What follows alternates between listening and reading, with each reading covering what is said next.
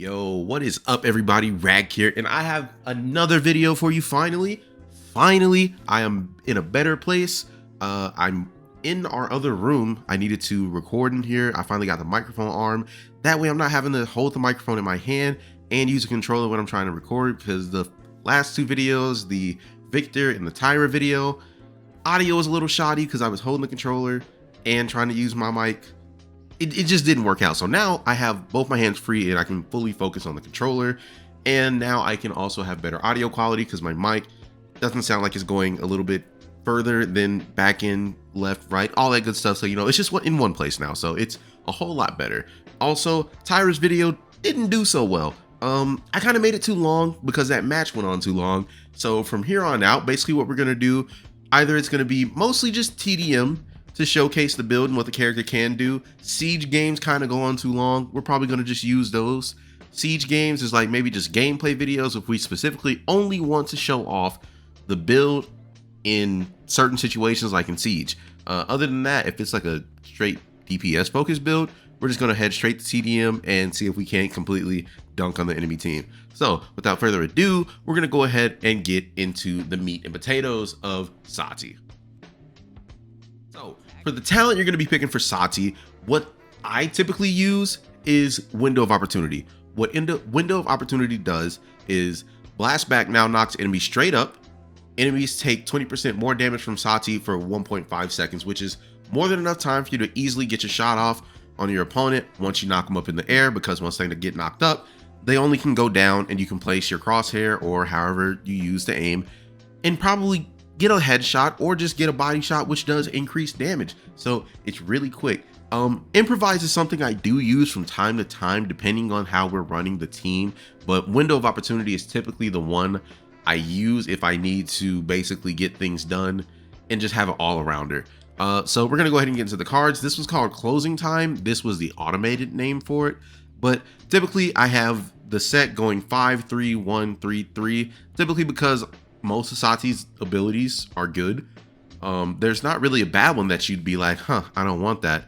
She just has really good cards overall. So let's go ahead and start with the first one, which is Closing Time. Increase your movement speed by 30% for 2.5 seconds after activating Blast Back. That is really useful if you're in a 1v1. It increases your strafe speed, especially if a person is playing a precision character. And when I say precision, I mean like characters like Androxus, Cassie, any sniper character, things like that. Then you also have Plated Leggings, which reduces the damage taken by 9% for 1.5 seconds after using Blast Back, just to help you out in that quick 1v1. That way you can go back to helping your team and doing what you need to do. Then we have Step Off, which increases the distance enemies are knocked back by Blast Back for 10%. That's good because that reduces, well, not reduces, but extends the time that they're going to be in the air basically, and that they can't move, allowing you to place maybe more than one shot than you would have normally done depending on how good you are with your aim.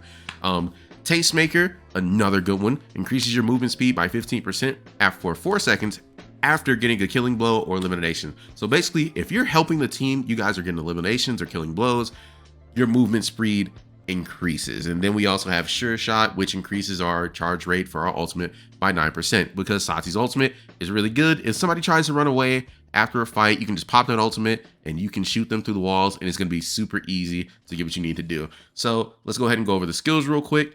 Hand Cannon does 550 damage per shot for half a second, which is really good fire rate, and it's also really strong, and it's even stronger if you get headshots.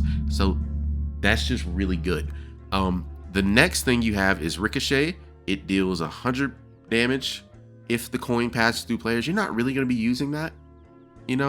Ricochet is one of those things where it could be good, but I don't know. Ricochet is just a weird ability, but it does do 300 damage if you actually land the shot on the coin when you throw it in the air.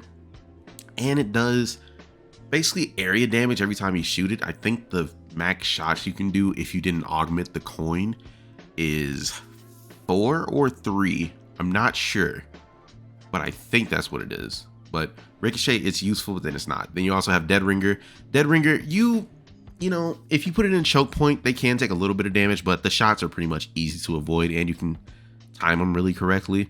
So it's not that much of an ability, but what makes Dead Ringer so special is this. Watch. You're gonna deploy the decoy, and you get a little bit of invisibility. Now, on the surface, you would think that's not very useful because of the short duration, but if it's a 1v1, Saati benefits from that tremendously, because now they have to try to figure out which direction you went and if you've used blast back or anything like that. So it's basically just a get out of the way button, or just a free button, you know, pretty good. So whenever you're buying things in the shop, things you're going to want to use is nimble, you're going to want to use life rip, and you're going to want to use def hands. And also on top of that, you're going to want to use pretty much morale boost. That's going to be the 4 you run at all times. Otherwise, you don't really deviate unless there's like a situation where they have a bunch of shield characters and you get wreckers. Just those are the main 4. So once again, life rip, def hands, nimble, and morale boost. Those are going to be the ones you want to keep. So that's pretty much all you need to know about Saati. This is going to be a quick little tidbit. The ultimate is pretty good. It always does this. So it's always going to do 3 7s. And if you hit all 3 shots, you pretty much kill anybody unless they just have an absurd amount of health like a tank. Like, you won't be killing like Fernando with that ult by itself, but if it's somebody squishier like Ying or something like that, you're going to get the kill. So that's all I have for the build. I'm going to go ahead and get you guys some gameplay of a team deathmatch, and we're going to kill some people, and you're going to see the build in action. I hope you guys enjoyed the video, and I hope you like, subscribe, all that good stuff. Comment down below more champs that you want to see. Maybe there's a build you're running for a character that I didn't cover, and you want to just go ahead and get it out there. Feel free to do that in the comment section. I will see you guys in the next video. I hope you enjoy. 3, 2, 1. And so it begins. The battle is about to begin. Thanks, love.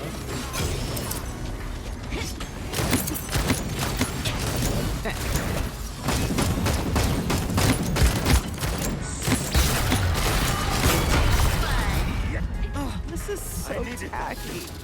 You can't beat good taste. Matters not whose name.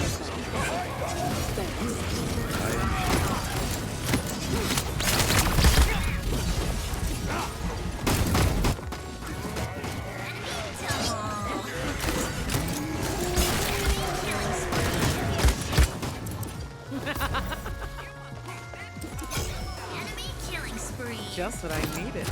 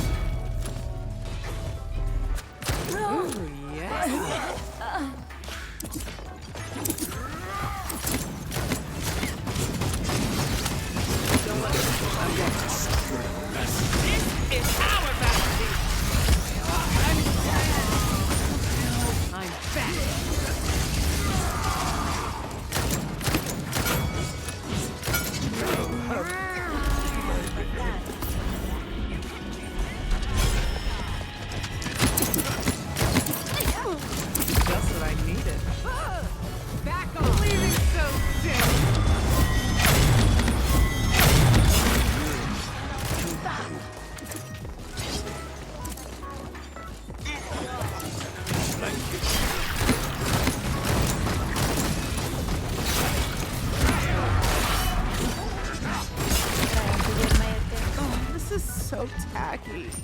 You can't beat good taste.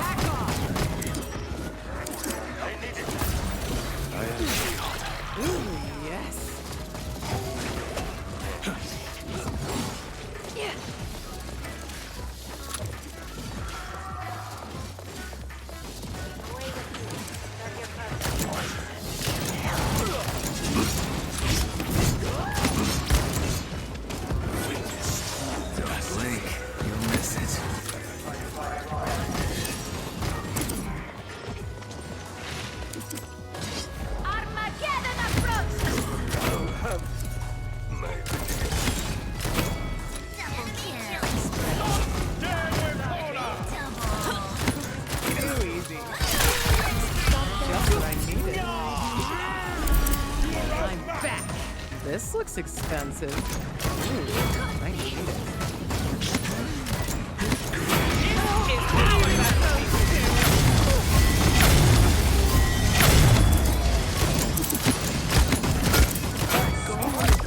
I'm dead. No. What?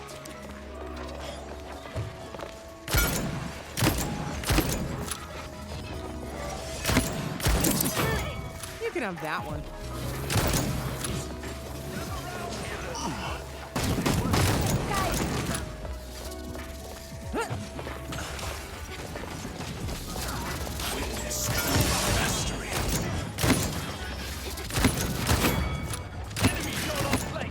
Double kill.